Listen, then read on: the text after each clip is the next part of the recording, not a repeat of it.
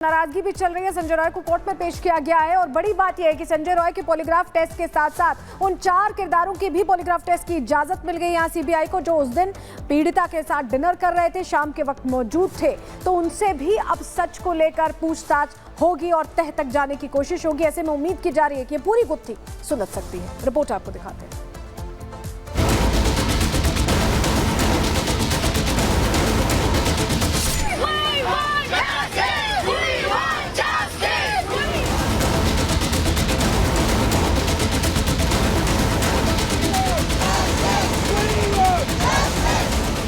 कोलकाता के RG Kar medical college में हुए रेप मर्डर केस की सच्चाई अब सामने आने वाली है।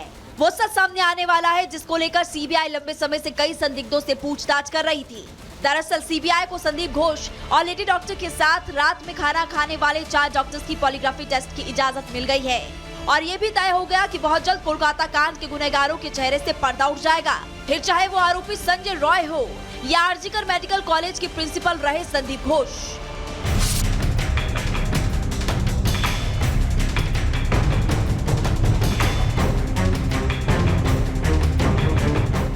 इस केस के खुलासे के लिए इन सभी किरदारों का पॉलीग्राफी टेस्ट इसलिए भी अहम हो जाता है क्योंकि 8 से 9 अगस्त की रात को घटी वारदात की हकीकत सीबीआई की पूछताछ में सामने नहीं आ पा रही है और इसी वजह से सीबीआई संजय रॉय, संदीप घोष और उन 4 डॉक्टर्स की पॉलीग्राफी टेस्ट करवाना चाहती है। सीबीआई को लगता है कि पूछताछ में ये लोग सच नहीं बता रहे हैं या फिर कुछ छिपा तो जरूर रहे हैं। सूत्रों के मुताबिक सीबीआई ने इस वारदात के संबंध में सुप्रीम कोर्ट में जो स्टेटस रिपोर्ट सौंपी है उसमें टीम ने दावा किया कि सभी संदिग्धों की पहचान कर ली गई है और उन्हीं संदिग्धों के इर्द गिर्द पूरी जांच घूम रही है। इतना ही नहीं, इस स्टेटस रिपोर्ट में उन 25 किरदारों का भी जिक्र किया गया जो कहीं न कहीं इस मामले से जुड़े हुए हैं। जानकारी के मुताबिक सीबीआई के केस में जिन किरदारों को सीधे तौर पर शक के दायरे में रखा गया उनमें संजय रॉय, संदीप घोष, मृतका के साथ रात में खाना खाने वाले 4 साथी डॉक्टर, एएसआई अरूप दत्ता, मृतक महिला डॉक्टर के करीबी जूनियर डॉक्टर शामिल है।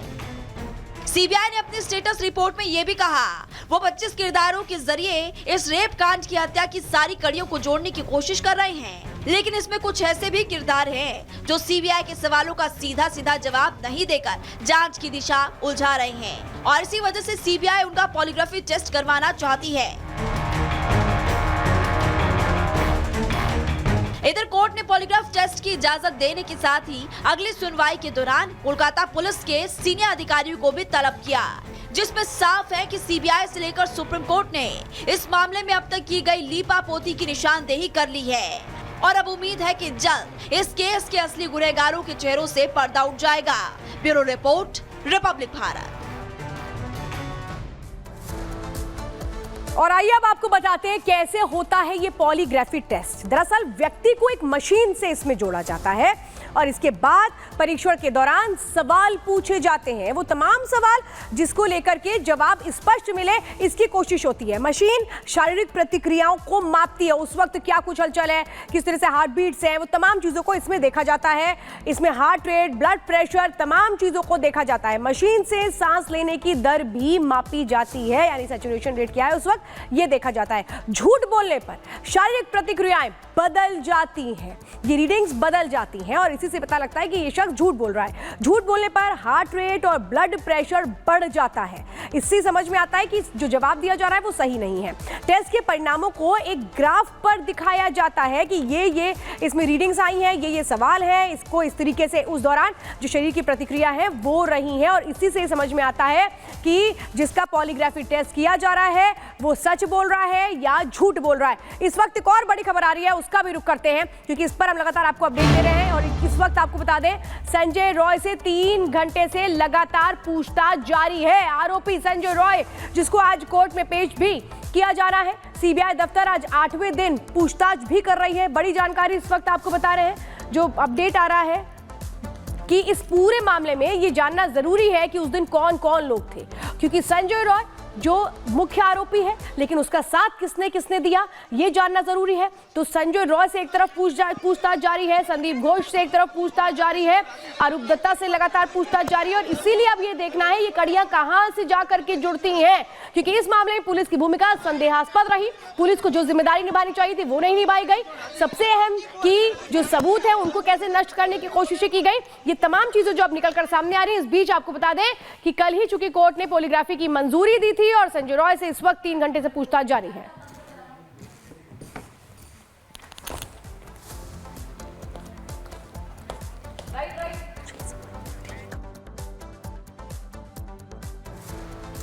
और चलिए इसी बीच आपको इस वक्त की एक और बड़ी खबर बता दें जो कि नेपाल से सामने आ रही है और कई यात्रियों की मौत हो चुकी, कई लोग घायल भी बताए जा रहे हैं जिनका इलाज इस वक्त अस्पताल में चल रहा है। ये अपडेट आपको बता दें इस वक्त की नेपाल बस हादसे में अब तक 14 लोगों की मौत हो चुकी है और कुल 40 भारतीय यात्री सवार थे बस में। देखिए उत्तर प्रदेश की बस नेपाल में नदी में गिरी, 14 यात्रियों की मौत और कुल 40 लोग सवार थे। काठमांडू से पोखरा जाते समय हादसा हुआ है। गोरखपुर की इस बस में 40 यात्री सवार थे जिसमें कि 14 यात्रियों की जानकारी मिल रही है, उनकी मौत हो चुकी है। दर्दनाक सड़क हादसा हुआ, यात्री बस नदी में गिरी। कुछ तस्वीरें इस वक्त आपकी टीवी स्क्रीन पर है। नदी में जो बस गिरी, पहली तस्वीर आपको दिखा रहे हैं। बस में 40 भारतीय सवार थे। हालांकि हमें जानकारी जुटाने की कोशिश कर रहे हैं कि यात्री कहां के रहने वाले थे और देखिए कुल 40 यात्री जिनमें से 14 की मौत की खबर इस वक्त मिल रही है और कुछ लोग घायल भी बताए जा रहे हैं। बस काठमांडू से पोखरा जा रही थी, इसी दौरान ये अनियंत्रित होकर नदी में जा गिरी। अब 3 तस्वीरें आपको इस वक्त दिखा रहे हैं। रेस्क्यू ऑपरेशन लगातार वहां पर चलाया जा रहा है, जो वहां पर टीम्स है इस वक्त रेस्क्यू ऑपरेशन चला रही है। जो लोग वहां पर है उनको निकालने की कोशिशें करते हुए कुछ तस्वीरें कैमरे में कैद वो इस वक्त दिखा रहे हैं। देखिए जहां पर हादसा हुआ, एक तो वो तस्वीर आपको दिखा रहे हैं। 40 भारतीय सवार थे और इसके अलावा रेस्क्यू ऑपरेशन इस वक्त वहां पर लगातार चलाया जा रहा है। तनहुन जिला बताया जा रहा है, नेपाल का तनहुन जिला, जहां पर नदी में ये बस गिरी है और इसके अलावा देखिए बस मार्सियांगांडी के पास नदी में जाकर गिरी है। स्थानीय पुलिस और रेस्क्यू टीम इस वक्त लगातार मौके पर है और तीसरे नंबर पर जो तस्वीर इस वक्त हम आपको दिखा रहे हैं उसमें आप देखेंगे कि रेस्क्यू ऑपरेशन चलाया जा रहा है, लेकिन कई लोगों को गहरी चोट आई है और जिन लोगों को गहरी चोट आई है उनका अस्पताल में अब इलाज चल रहा है, उनको अस्पताल में भर्ती कराया गया है। लेकिन सबसे बड़ी बात कि कुल 14 यात्री, जो कि दुखद खबर इस वक्त सामने आ रही वहां से, उनकी मौत हो गई है। सेना, सशस्त्र बल, उनको भी अलर्ट पर रखा गया है, वो भी लगातार रेस्क्यू ऑपरेशन में मदद कर रहे हैं। नेपाली सेना, स्थानीय पुलिस रेस्क्यू ऑपरेशन इस वक्त कर रही है। हादसे के बाद वहां पर जो सेना है वो मौके पर पहुंची और अभी भी रेस्क्यू ऑपरेशन चलाते हुए नजर आ रही है। ये भी आपको बता दें कि नदी में बस फंस गई थी, नदी का तेज बहाव बहुत ज्यादा और इसी वजह से बस की पूरी छत भी उड़ गई है। कुछ ऐसी तस्वीरें जो कि मन को विचलित कर सकती है, इसलिए हमने तस्वीरें ब्लर की है और इस वक्त देखिए रेस्क्यू ऑपरेशन लगातार वहां पर चलाया जा रहा है।